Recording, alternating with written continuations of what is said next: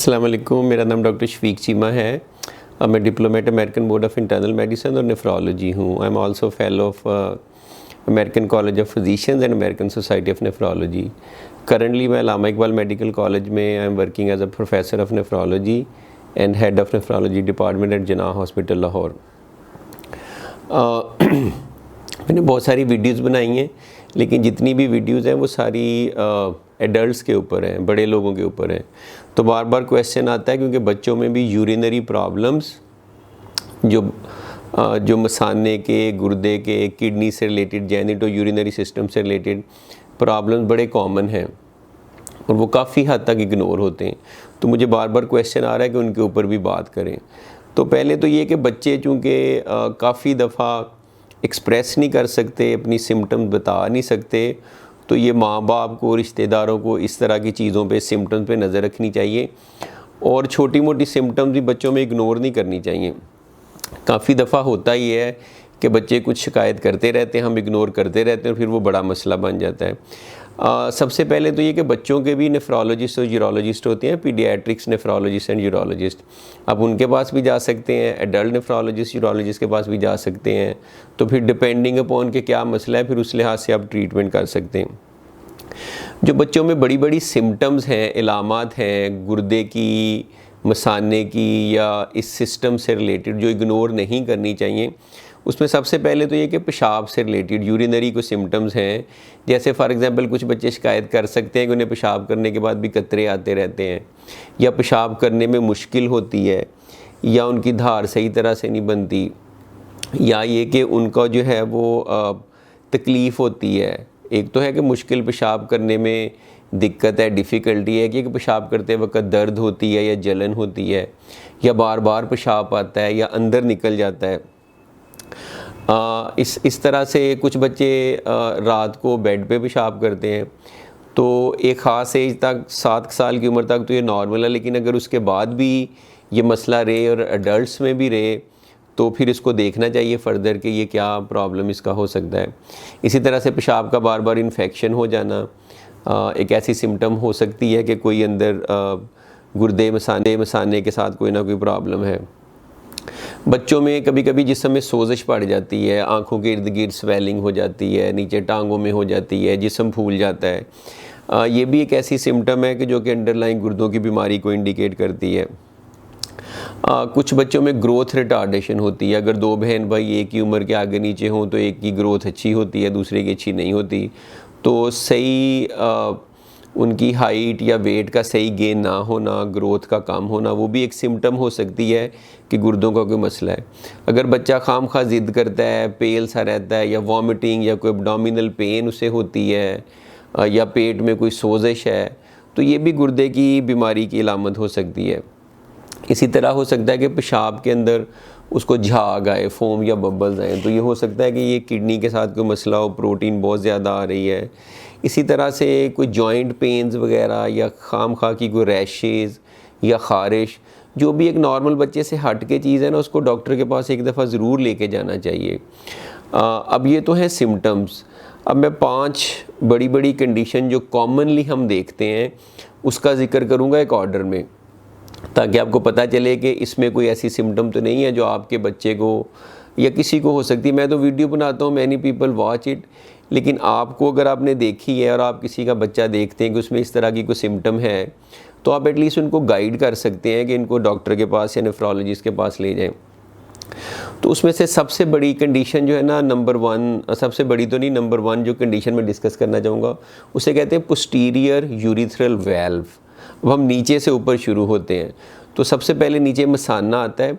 मसाने के साथ एक ना यूरिथ्रा होता है जिसके थ्रू पेशाब जो है ना, पेशाब वाली नाली में आता है।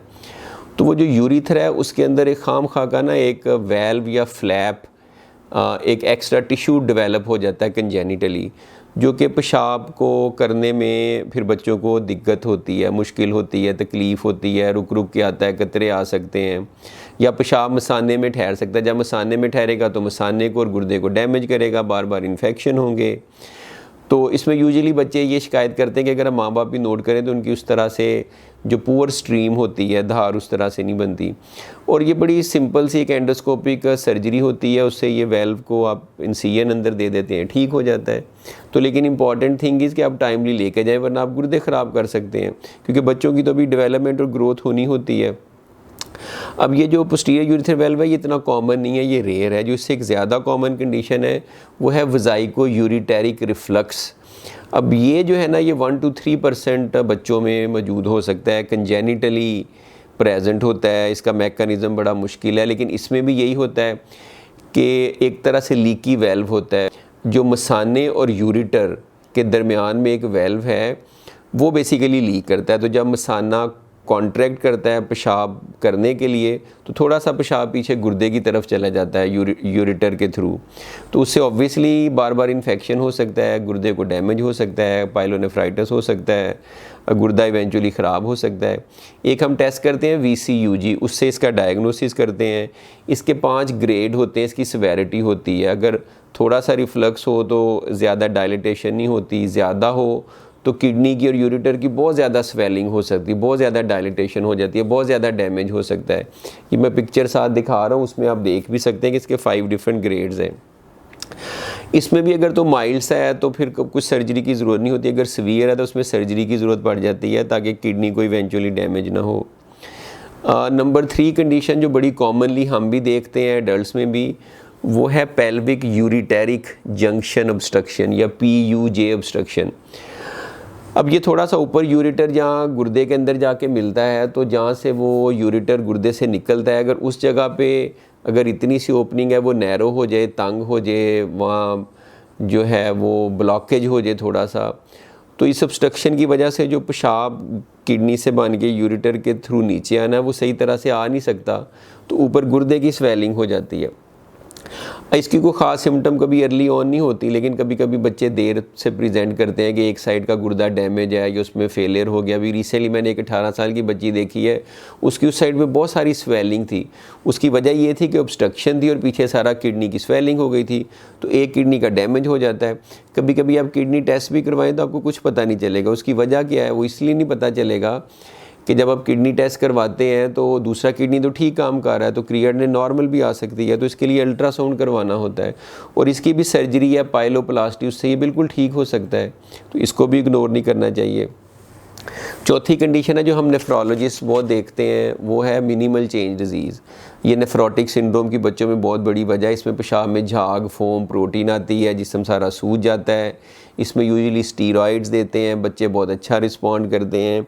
तो अगर जिस्म में खाम खा की सोजिश पड़ गई है, पेशाब में झाग आ रही है, तो फ़ौरन डॉक्टर को दिखाना चाहिए, क्योंकि इसकी बहुत अच्छी ट्रीटमेंट अवेलेबल है और ये नेफ्रोटिक सिंड्रोम की बच्चों में सबसे कॉमन वजह है। 5वें नंबर पे बेड वेटिंग, जो रात को बिस्तर गीला करते हैं बच्चे। तो 7 साल की उम्र तक तो एक रेगुलर डेवलपमेंटल स्टेज है, नॉर्मल है, हो सकता है। लेकिन अगर 7, 8, 9 साल के बाद भी बच्चे करते रहें तो फिर ये अब नॉर्मल भी हो सकता है। फिर देखना चाहिए कि अंडरलाइन कोई बीमारी की वजह से तो ऐसे नहीं है।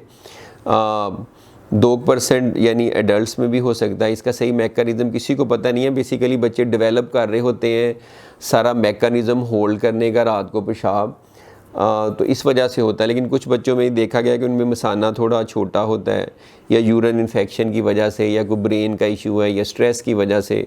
तो डिफरेंट फैक्टर्स हो सकते हैं और इसकी मेडिसिन भी अवेलेबल हैं, लेकिन वो रेगुलर बेसिस पे मेडिसिन लेने की ज़रूरत नहीं होती बच्चों में। अगर एडल्ट में हो और आप किसी जगह पे, होटल में, ट्रिप पे, रिश्तेदारों की तरफ गए, तो आप एक आधी टैबलेट ले सकते हैं, उससे फिर उस रात पेशाब आएगा नहीं।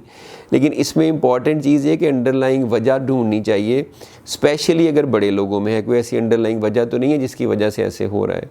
तो ये 5 बड़ी बड़ी कंडीशन थी जो बच्चों में गुर्दे और मसाने के मसाइल का बायस हो सकती हैं। Thank you. We'll be right back.